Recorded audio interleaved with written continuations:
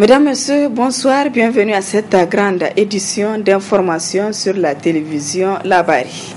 Fin hier après-midi au ministère des Affaires étrangères des négociations sur la coopération au développement entre le Niger et la République fédérale d'Allemagne.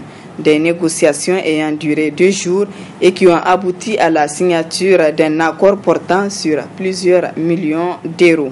Le point avec Adamou Soumana et Ibrahim Abdou.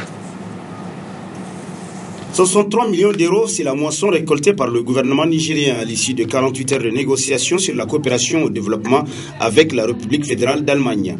Une rencontre qui fait suite à des consultations préparatoires tenues du 14 au 16 février 2017 avec pour résultat la signature de plusieurs accords de coopération entre les deux pays à la satisfaction de la partie nigérienne.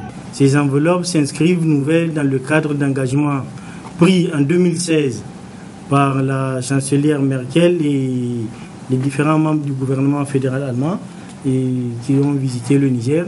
Et donc, monsieur le chef de la délégation allemande, Hoffmann, on fera ici une présentation de quelques projets ainsi que des inscriptions budgétaires que la République fédérale d'Allemagne entend consacrer aux efforts de développement de la République du Niger pour la période 2017-2020. Abondant dans le même sens, le chef de la délégation allemande s'est en marge de cette rencontre naturellement réjoui des accords auxquels le Niger et l'Allemagne sont parvenus après plus d'un demi-siècle de coopération fructueuse. Le but des travaux, c'est de signer un accord entre nous deux gouvernements qui décrit en mots les programmes qu'on veut entamer ensemble et qui écrit aussi quelles sont les contributions du côté nigérien et du côté allemand pour faire avancer ces projets.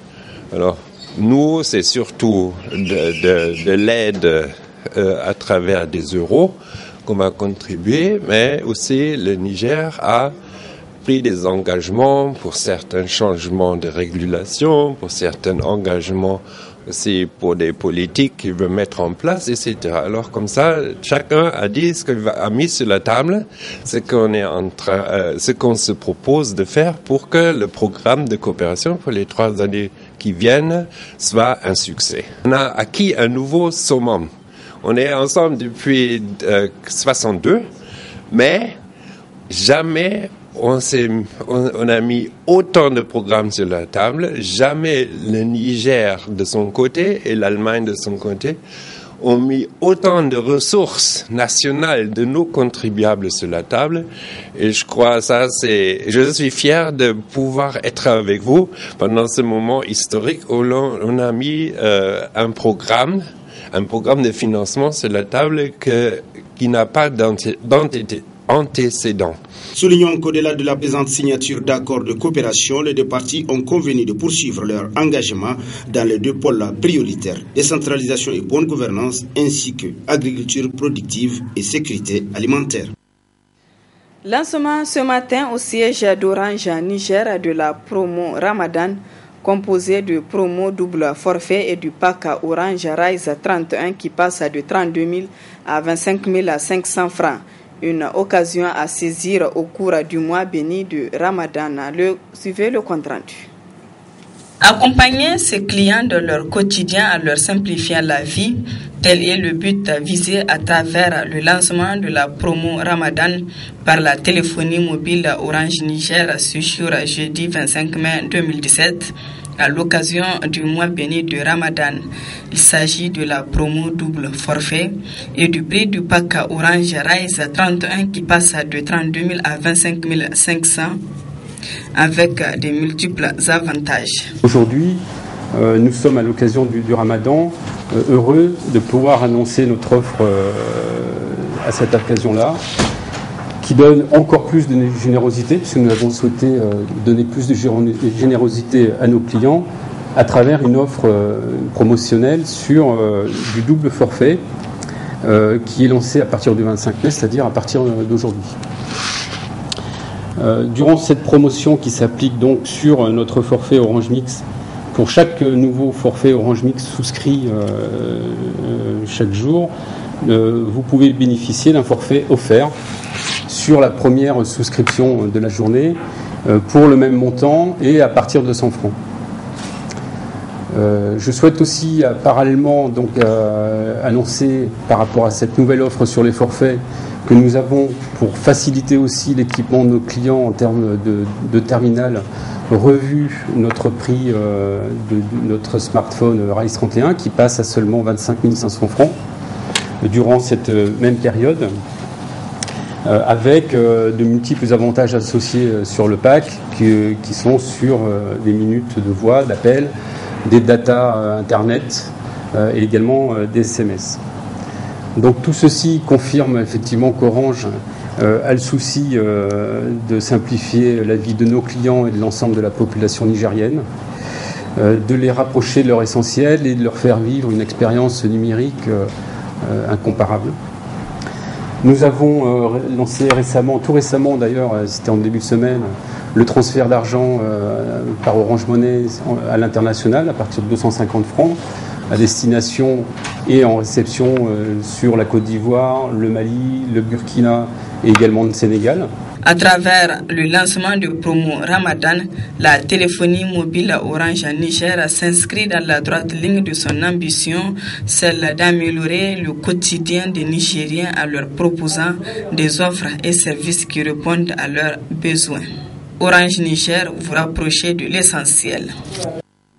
Clôture cet après-midi à Bankoula de l'atelier de formation des facilitateurs du budget participatif organisé par le réseau des organisations pour la transparence et l'analyse budgétaire ROTAB avec l'appui de l'UNICRI. C'est le secrétaire général de Karma qui a procédé à la clôture de l'atelier qui a duré 2 jours. Le compte rendu de Ismaël Moumouni et Halidou Bourema. Durant 48 heures, les participants ont suivi avec attention les différents modules qui leur ont été présentés par ces éminents experts pour mieux cerner le contour du budget participatif. Vu l'intérêt qu'a suscité ce sujet, les participants recommandent à l'État le renforcement des capacités des acteurs communaux chargés de conduire le processus d'élaboration des budgets participatifs. Aux partenaires techniques et financiers, l'accompagnement technique, matériel et financier conséquent pour permettre aux communes d'élaborer leur budget participatif. Aux communes, l'engagement de l'exécutif communal pour une appropriation du processus. Aux populations, leur adhésion et leur participation massive aux activités du budget participatif.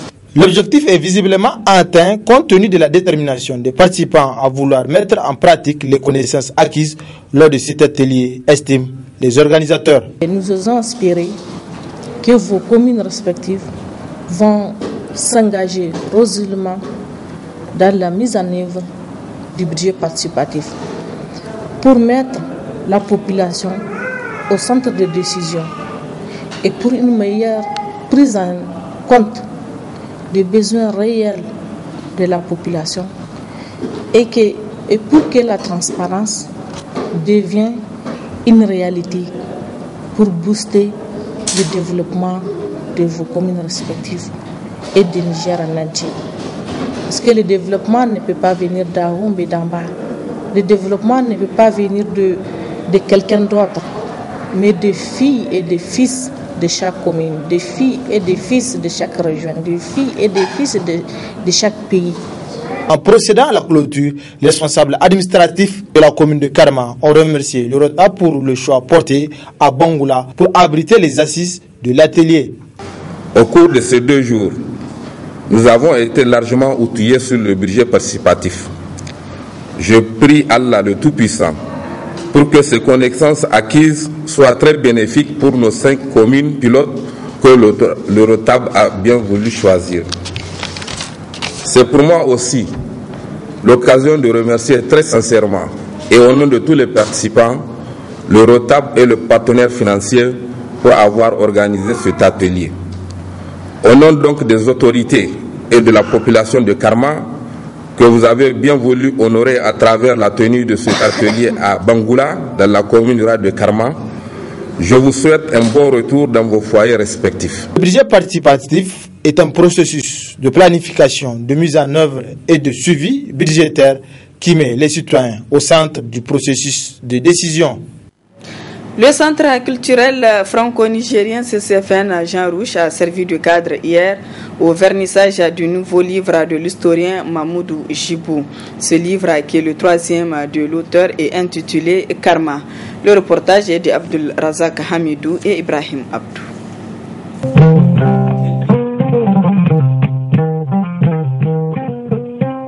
Karma.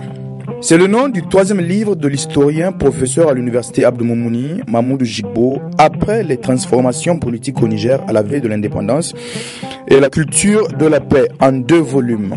Un livre qui porte sur Karma et sa région, surtout connu dans l'histoire de la pénétration coloniale, notamment lors de la célèbre révolte de Karma de décembre 1905 à mars 1906.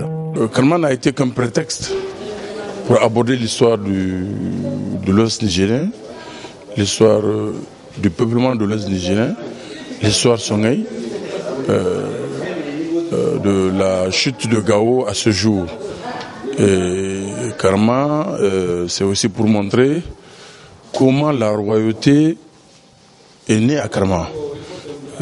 J'ai essayé de montrer que c'est à partir de ce qui a créé à Sikié, sur la rive droite, que la royauté a été transférée à Karma et que depuis lors, Karma est devenu une principauté qui a été aujourd'hui ravalée au rang de canton par l'administration coloniale. Celui qui ignore son passé ne peut pas connaître, ne peut pas comprendre son présent pour envisager son avenir. Donc il fallait tout simplement travailler, et comme dans le cadre de mémoire de maîtrise soutenue en 1985, j'ai traité de cette question. À l'époque, je n'étais que chercheur débutant. Aujourd'hui, je suis un chercheur confirmé. J'ai essayé de reprendre et, à la lumière de nouvelles connaissances, j'ai essayé donc de produire cet ouvrage en le nourrissant des dernières connaissances sur la question. Karma, c'est aussi l'histoire d'un héros oublié. Si on réhabilite, si on honore des résistants comme Amadou Kourandaga, comme la Sarone Amongou, il n'y a pas de raison qu'on ignore Mor Karma. Il n'y a pas de raison qu'on ignore Alpha Sebou. Si l'État du Niger ne le fait pas, cela signifie que l'État du Niger répond aux ordres de l'administration coloniale, de l'administration française, les héritiers de l'administration coloniale, qui ne veut pas que les gens qui l'ont combattu soient honorés. J'ai honte quand je vois une place à lui parfait montée en plein Niamey et qu'on ignore Mor Karma, qu'on ignore Alpha Sebou. C'est une honte pour le Niger de 2017. Et je considère qu'il faut rattraper. Ce vernissage a aussi bénéficié de la présence de l'honorable chef de canton de Karma, mais aussi du ministre de la Renaissance culturelle, des arts et de la modernisation sociale. Cet ouvrage qui est un ouvrage historique qui nous rappelle ce que fut un groupe ethnique, l'un des plus connus de l'histoire du Soudan ancien.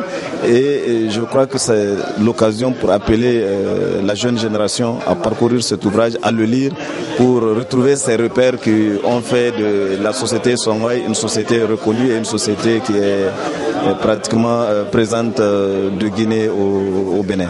Un ministère présent aux côtés des artistes qui les appuie et les accompagne dans leurs œuvres.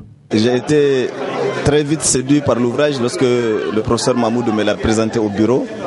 Et j'avais pris l'engagement qu'il faudrait contribuer à la vulgarisation de cet ouvrage. Et aujourd'hui, avec l'exposé vraiment émaillé d'anecdotes, émaillé d'illustrations qui ne se retrouvent pas dans l'ouvrage, je me dis que c'est très bien qu'on ait organisé cette présentation de son ouvrage. Et c'est une tradition, je peux vous rassurer que c'est une tradition au niveau du ministère, que tous les écrivains nigériens qui font l'effort de pondre un ouvrage, nous allons procéder de la même manière pour les faire connaître. Les ouvrages qui sont écrits par les écrivains nigériens qui nous sont présentés. Pour la plupart, nous faisons l'effort de prendre au minimum 100 exemplaires que nous plaçons dans notre bibliothèque du CCOG, que nous plaçons dans les bibliothèques en région et dans les départements où il y a des bibliothèques, parce que nous voudrions encourager la lecture, nous voudrions encourager l'accès à la connaissance tout court. Karma, un livre bien accueilli. Karma d'ici au canton. Je pense que j'avais d'abord dans un premier temps trouvé le goût de lire ce document juste parce que certes les titres parlent de karma, mais à travers ces titres je pense que il n'est qu'une porte d'entrée pour pouvoir parler d'un grand espace. Et à travers ce que j'ai écouté, un voyage sur 300 ans d'histoire, je crois que nécessite bien la lecture. Historiquement, Karma est l'héritier de Cissé, l'état de Sonaï post-impérial né à l'ouest de la Sirba au lendemain de la retraite combattante qui a opposé l'occupant marocain de Gao au prince Askia résistant du Dandi. Comment cet état est-il né? Comment il a évolué? Comment de Cissé sur la rive droite, la royauté a-t-elle été transférée à Karma sur la rive gauche? Quels en sont les grands moments? Comment la principauté de Karma a-t-elle accueilli puis vécu la domination coloniale? Tels sont les principaux questionnements auxquels tente de répondre le présent ouvrage.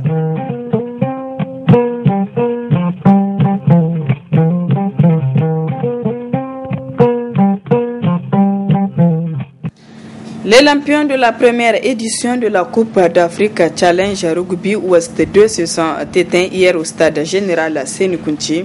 3 pays de l'Afrique de l'Ouest ont pris part à cette compétition, à savoir le Niger, le Mali et le Burkina Faso. La finale a opposé le Mali au Burkina Faso avec la victoire du Burkina. Le compte-rendu de Abdul Razak Hamidou et Aboubakar Souley. Le Burkina Faso est le champion de la Coupe d'Afrique Challenge Rugby Ouest 2 de la zone ouest africaine, qui a regroupé 3 pays, à savoir le Niger, pays hôte, le Mali et le Burkina. Un sacre qui réconforte les joueurs et leurs entraîneurs. Voilà, c'est vraiment le fruit d'un long travail. Et l'équipe est jeune. C'est une quinzaine qui sont à leur première sélection. C'est le plus jeune, il n'a même pas 17 ans. Il n'a que 17 ans et demi. Donc il fallait le prendre par la tête. Donc ça s'est très bien passé. Sur les anciens, ils sont au nombre de peut-être 5 comme ça. L'équipe peut-être l'année prochaine comme ça, on va les changer et maintenant mettre les jeunes là pour pouvoir encore gagner des trophées. Cette première édition de cette compétition a répondu aux attentes des initiateurs qui attendent les résultats des autres zones. C'est le Burkina qui vient de prendre la tête en remportant la coupe ici. Donc nous attendons que les deux autres groupes, c'est-à-dire le groupe du Gabon et celui de Lesotho, jouent pour faire un classement final en fonction des différents points que les équipes auront dans ce tournoi-là. Donc à l'issue du classement, l'équipe qui aura engrangé plus de points passera en première division groupe C en 2018. Les organisateurs qui déplorent néanmoins le manque de soutien des autorités. Que ces autorités viennent en aide au sport en général et au rugby en particulier. Parce que pour rappeler, ça fait notre 12e participation à une coupe continentale. Nous avons eu à remporter la première place 7 fois. Et dans toutes les équipes, dans tous les groupes que je viens de vous citer, il n'y a pas un seul qui a une meilleure palmarès comme la nôtre. Donc notre appel, c'est de vraiment appeler les autorités afin qu'elles soutiennent le sport. Il ne faut pas que on devienne comme par exemple le rugby tombe comme la lutte qu'aujourd'hui toutes les équipes, tous les pays que les lutteurs nigériens arrivaient à battre, il est arrivé un moment où par manque de soutien le Niger n'arrivait plus à gagner ces pays-là. Ainsi, au terme de cette compétition zonale, le Burkina Faso remporte la Dame Coupe de la zone ouest, 2e Mali et les élus nationaux se contentent de la 3e place. Voilà, mesdames, messieurs, ici prend fin ce journal. Merci à vous de l'avoir suivi et excellente soirée en compagnie du programme de la télévision La Bari.